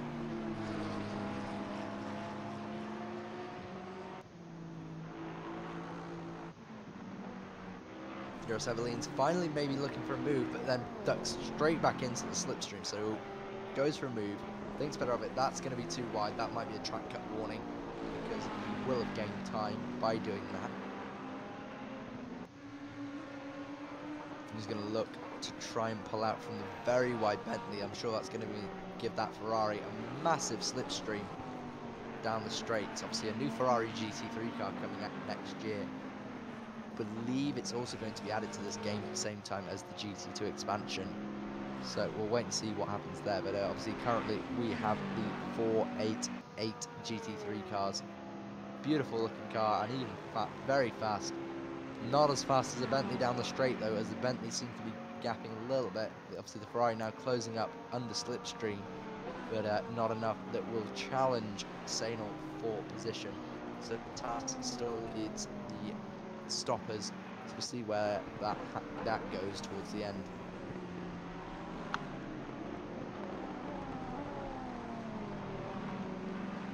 Joris Evelyn's in the I Love Chris number 17 car. Still chasing down the Bentley, the blue, green and white car of Sainal in the 94. That is Denise Pope fighting with Hop just ahead of her. She is doing a really good job so far. In fact, she's dropped Shelkins, overtaken another driver. There's her teammate right in front of her who's actually fighting for a win. And Denise fighting here with Hop for another position. They'll help her points tally for the season. That Ferrari, the gold and blue, trying to pull away a little bit from the very, very quick McLaren behind. Doing a very good job so far at pulling closer and closer to the Ferrari here. A little bit of a train formed here between the three drivers. The pin almost, I'm sure that the Ferrari driver's seen double here, as he sees the blue and pink in front and behind, with the Wild Things logos blazing right along the side of both cars.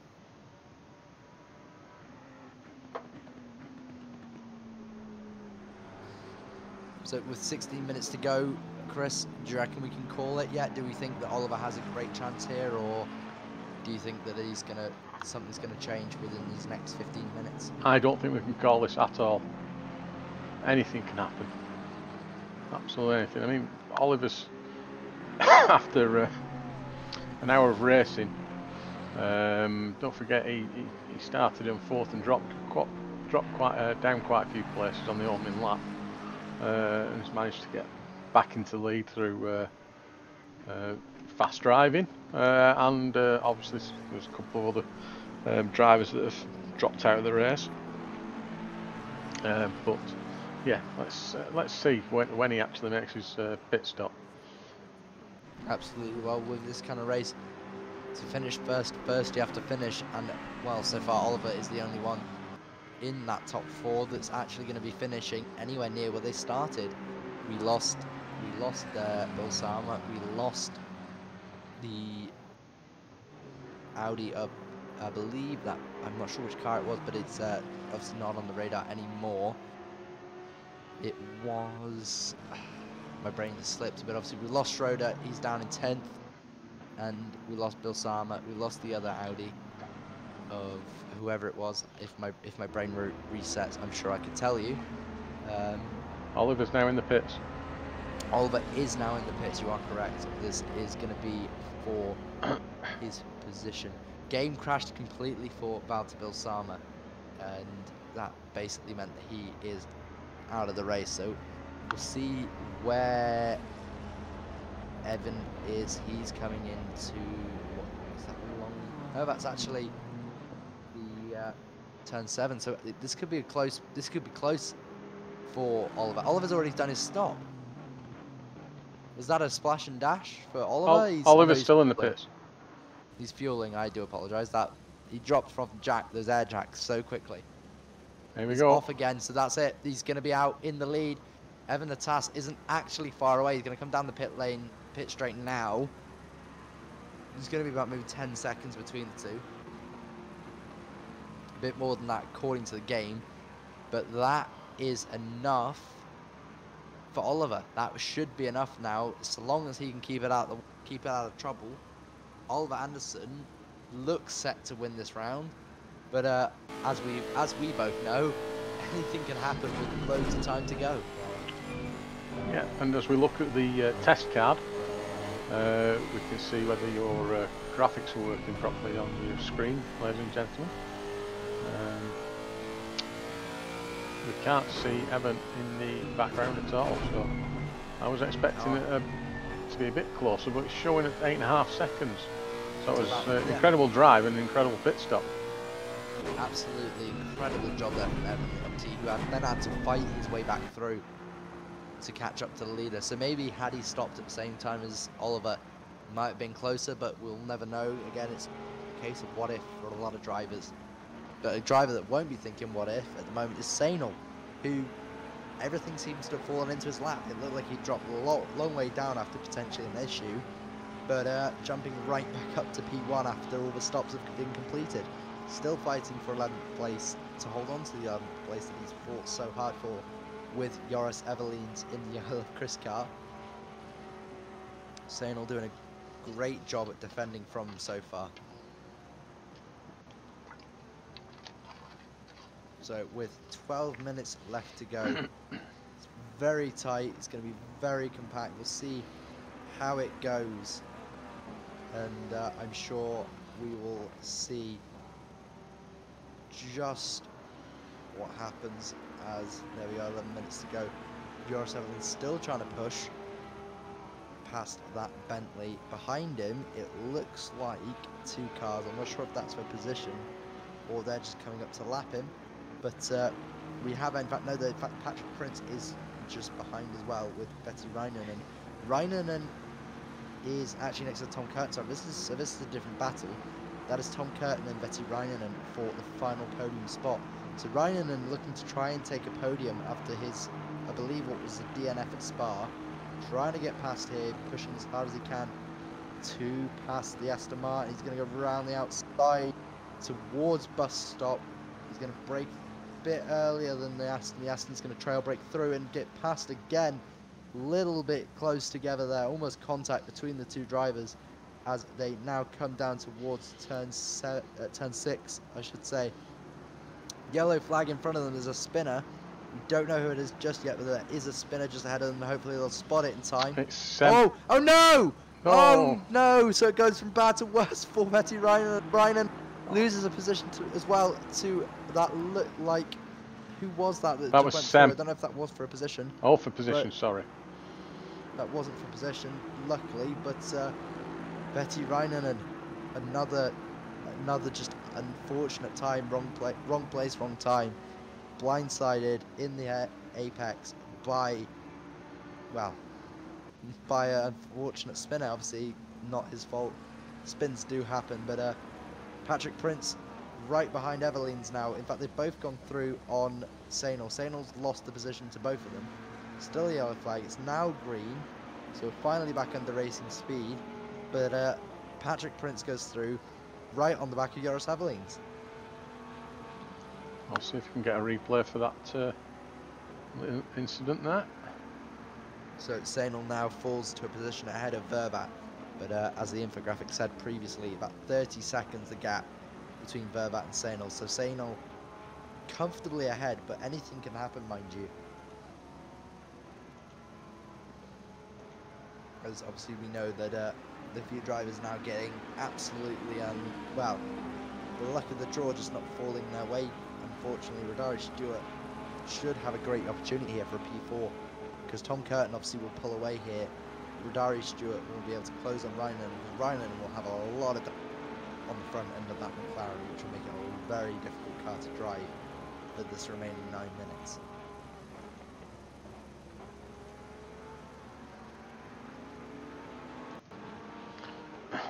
And here we have a replay of Sem. So the replay, so that's Sem, who runs it wide onto the marbles, spins, and stops the car there. Tries to get off the circuit.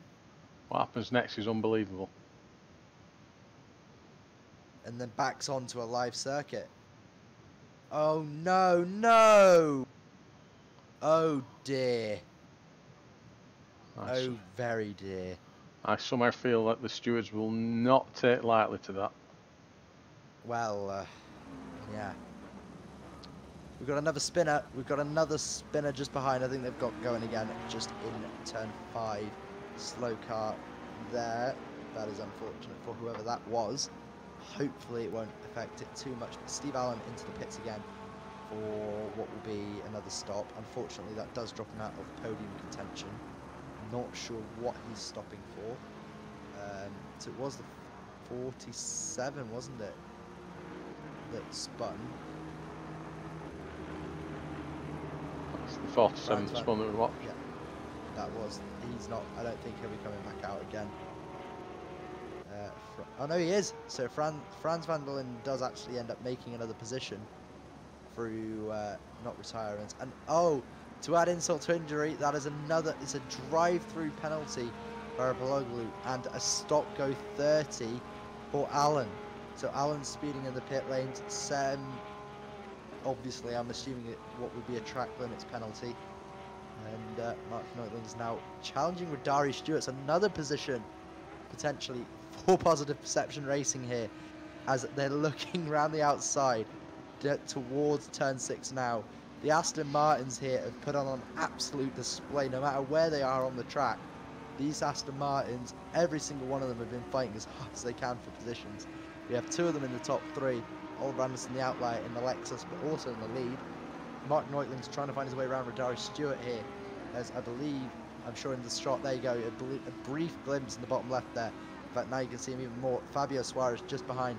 So we've got another, well, other than the Lexus, it's an all British car lineup up to P7.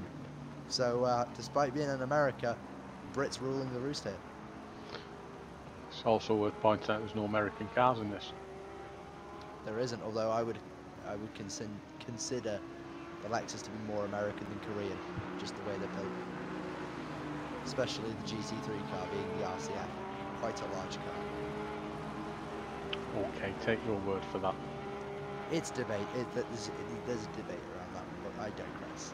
So we can see that Mark Neutling's getting ever closer here to Rodari Stewart. It looks like there could be another change of position for Mark. In fact, he's got Fabio Suarez right behind, so if he doesn't overtake, I'm sure that Fabio will happily oblige and take a position from him.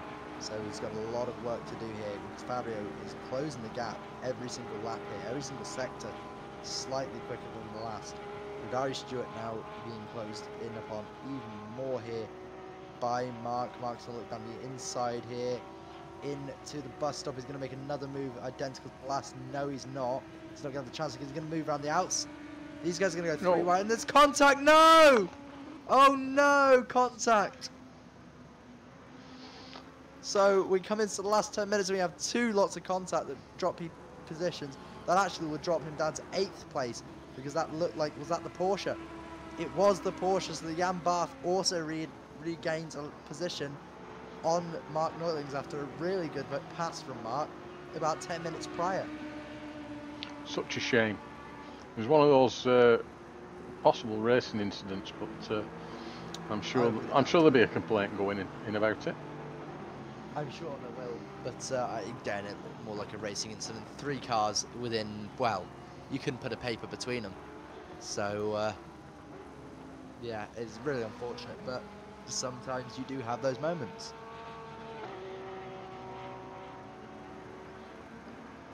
Norris Everleens and Patrick Prince as well, quite close still.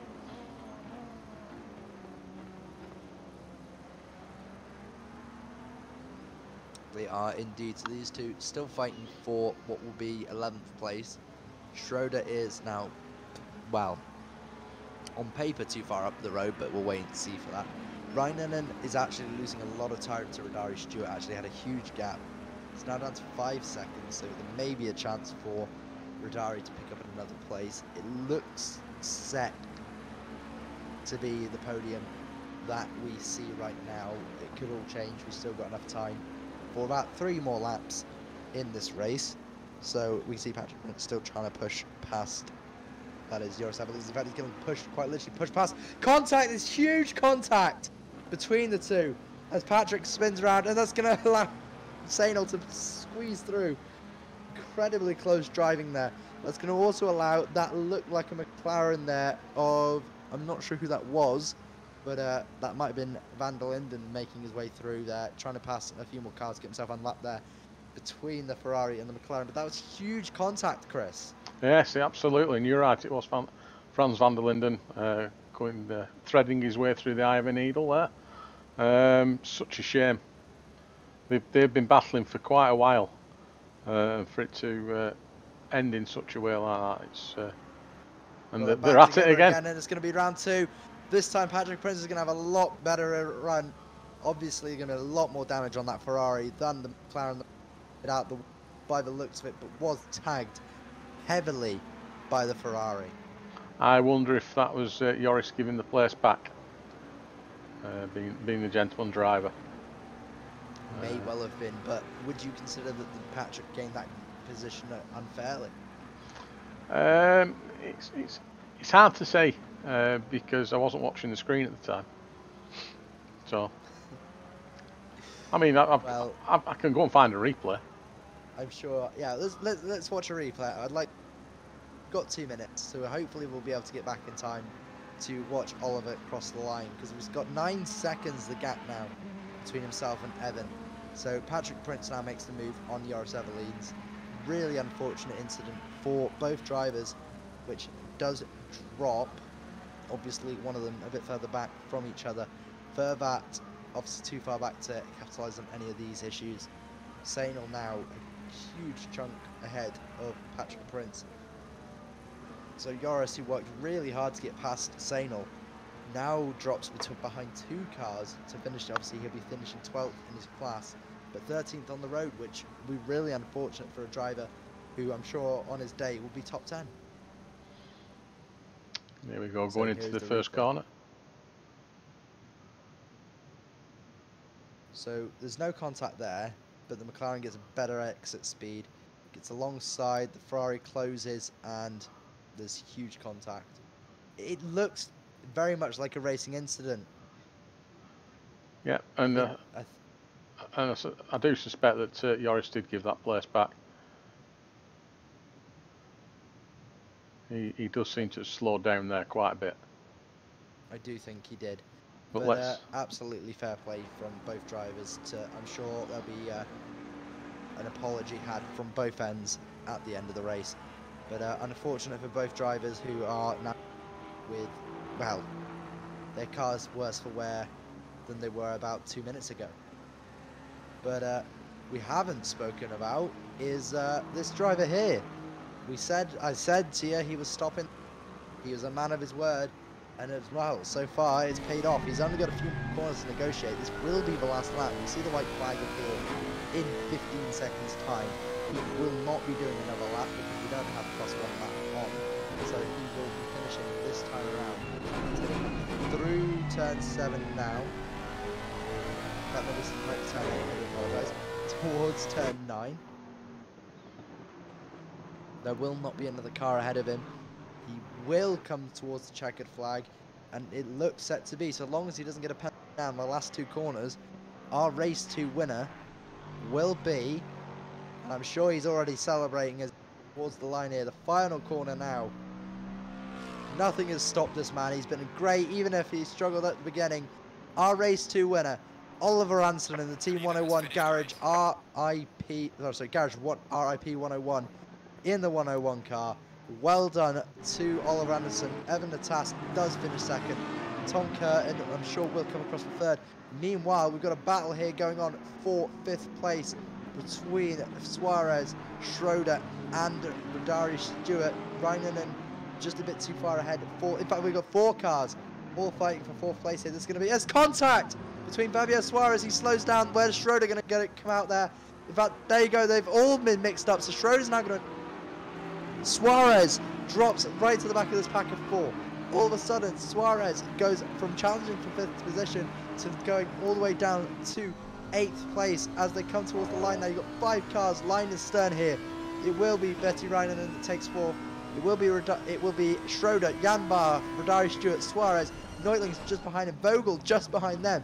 So no time at all between the 5th to 10th as they all come towards the line. That was incredibly close. Sainal will hopefully come around the final corner to take his position. We've got another battle here between Hop and Van Horn. I believe that was what we were watching. We've got Sainal, who does come across the line to take his win in class. Patrick Prince will take his position.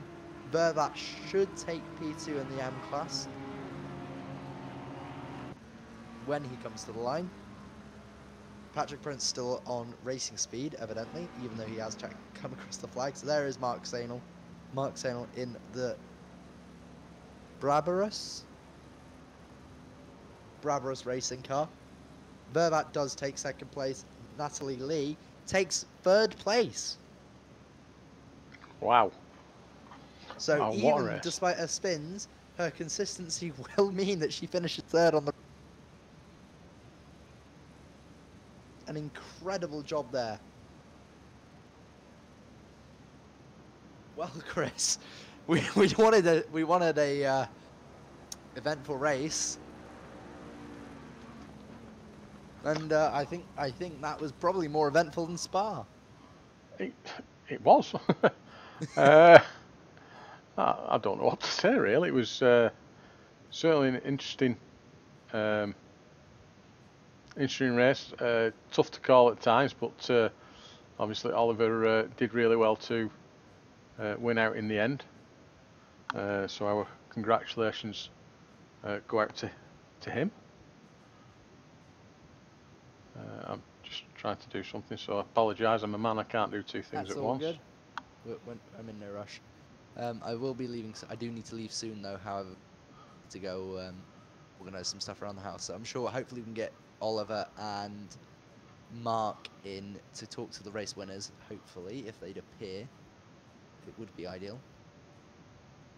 But yeah, absolutely impressive race. We are back in 2 weeks' time for Indianapolis. Hopefully, we'll have a recording. I'm sure that Chris and I can organise something, as I know Chris is away doing Chris things. We don't ask. I'm on holiday. That's not doing Chris things. That's a well-deserved break.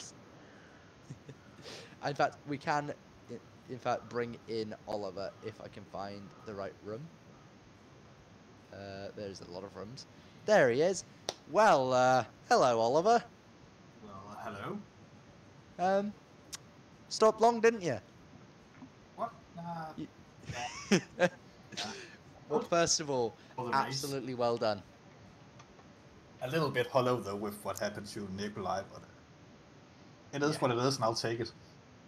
Absolutely. Well, yeah. I mean, what an eventful race. I mean, to finish first you must finish, and well, I think you personified that today, didn't you? Oh yes, oh yes. It was a little bit of a rough start.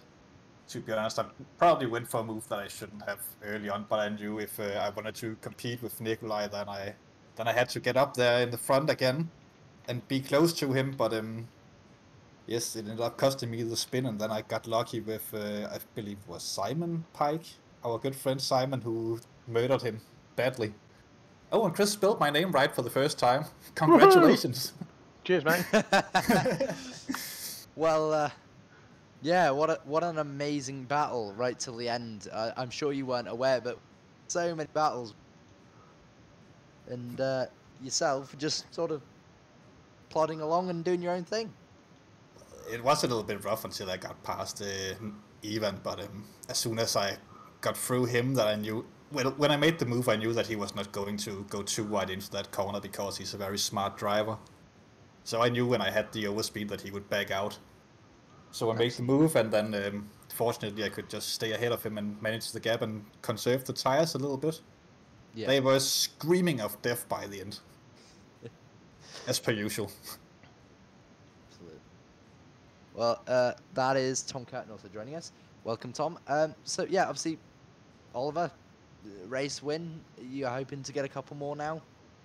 Probably. It's my first league race win on ACC ever. I have had many pole positions, but I've never had a win. Well, maybe that's the secret. Don't start on pole for yourself, and you might get a few more. Probably. I thought the only way that I was going to win a race would be if it was raining, but apparently there's some luck with the Lexus. Underutilized cars sometimes are the best. Absolutely. So. Well, thank you very much for joining us, Oliver. Indianapolis in 2 weeks. Are you looking forward to that, Oliver? Yes. I just muted myself. Indianapolis, yes, why not? Let's give it a go. I think the Lexus will be good there as well. It seems to be a somewhat equal track to this in terms of what the car needs to be able to do to be fast. So yeah, I'm looking forward to Indy. Unfortunately, there are no big-ass curbs that I can mount heavily with my front-engine cars. That will maybe be a struggle for the other ones, but yeah, Indy will be fun. Absolutely. Well, thank you very much for joining us, Oliver. Is there anything you'd like to recording before we move on? Yes. There'll be a pizza party at my place tomorrow to celebrate this victory, and everyone is invited. You are invited. You invited. Chris is buying the pizza, so he is invited as well. Everyone is invited. Somebody seems a bit too excited. I mean, I think we'll allow it. Thank you very much, Oliver, and I am sure I'll be hopefully speaking to you again in 2 weeks. Yeah, hopefully. We'll move on to P2, and wow, what a battle it was for Evan Natas. Welcome. Hello. Thank you. Well, I mean, at the start of the race, did you ever think you were going to be where you were at the end? Well, to be honest with you, before we started qualifying, what I was saying was if I was anywhere near the top 10, that would be good enough for me. If I was inside the top 10, that was even better. Then I started from P7, which was better than I expected, and all I wanted from there on was just to keep it on track and stay out of trouble. Absolutely. Well, you did just that, and P2 in the end, so I'm very happy in terms of the result. Oh, I'm absolutely delighted for the result. That's way better than I expected, but last race I still got a P5. Today, P2. Maybe fingers crossed we can keep it with this sort of performance and stay somewhere in there. Well, I'm sure you can, and obviously I know Wild Things will be absolutely delighted with that. Obviously Denise as well, your teammate, doing really well with her driving, and I believe still finishing around just outside the top 10 in class as well, so doing a really good job as well. Yeah, absolutely. I can't thank the team enough for everything they're doing. It's a great place to be, and the results just, I just hope they keep coming. Absolutely. Well, anything you'd like to say to the viewers of the recording before we move on? Well, thanks everyone for watching. Thanks to SSRi for making all of this happen. Thanks to Wild Things Racing for having me there. And thank you for the commentating and all of the work you're doing on the background. Thanks, everyone. Thank you very much. That is Evan Natas, our second place driver. Now we're going to move to our third place driver, Tom Curtin. Hiya. Hello. Well, how was that race for you? It was a fun race. Just like the other guys, try to stay out of trouble. Just avoided incidents and just like last week did the very same thing and got another P3, so I'm happy. Absolutely. Well, obviously another P3 for yourself. It means that I believe you'll be very close to the top of the table in terms of standings. Obviously a lot of the drivers in the top 3, well, in the top 5, not even appearing or having massive issues. So for yourself, I'm sure you're absolutely happy with the result. Oh, definitely. Just if I can keep this consistency up, I'd be happy with the season. It's going really well. Absolutely. Well, obviously, Indianapolis in 2 weeks' time, is it a circuit that you're feeling that the Aston Martin will be strong at again? Maybe the Aston, but definitely not me. It's a track that I haven't done a lot of practice on. I'm not sure if the Aston is quick there or not, but it wouldn't be my favourite, let's just say that. Absolutely. Well, obviously, the season being with, well, a lot of tracks that often a lot of series don't go to. Is there any tracks that you're looking forward to in the future of the series? Obviously, we have a few more rounds that are in. We have COTA as well, and we obviously go back over to Europe a couple times. Is there any tracks that you are looking forward to? COTA is fun. I enjoy that track. It's probably out of the American tracks. It's the one I've done probably maybe the most driving on. So I'll be looking forward to it anyway. Definitely. Absolutely. Well, thank you very much, Tom. Anything you'd like to say to the recording before we disappear? Just like to thank everyone for organising the race, commentary, organising the race. So that's all. Thank you. Absolutely. Thank you very much, Tom Curtin. Thank you. Well, we don't have any of our AM drivers, so I'm sure we'll try and get hold for a quick comment, maybe in the future, maybe try and get them in before we start in 2 weeks' time. But Chris, what a race. Certainly was a race. A long 75 minutes. I think the next race is 90 minutes, if I remember correctly. I do believe so. I think it is a 90-minute race. So that's Indianapolis? Yeah, it is Indianapolis. So we take actually what is quite a short hop in terms of the Americas over to Indiana. Yeah, where obviously the famous Jones comes from. So, well, from myself, from Chris, from SSRi, from hello, from all the drivers, I hope you have a lovely evening, morning, afternoon, wherever you are, and we hope to see you again in 2 weeks' time at Indianapolis. Have a very good evening. Good night. Good night, everybody.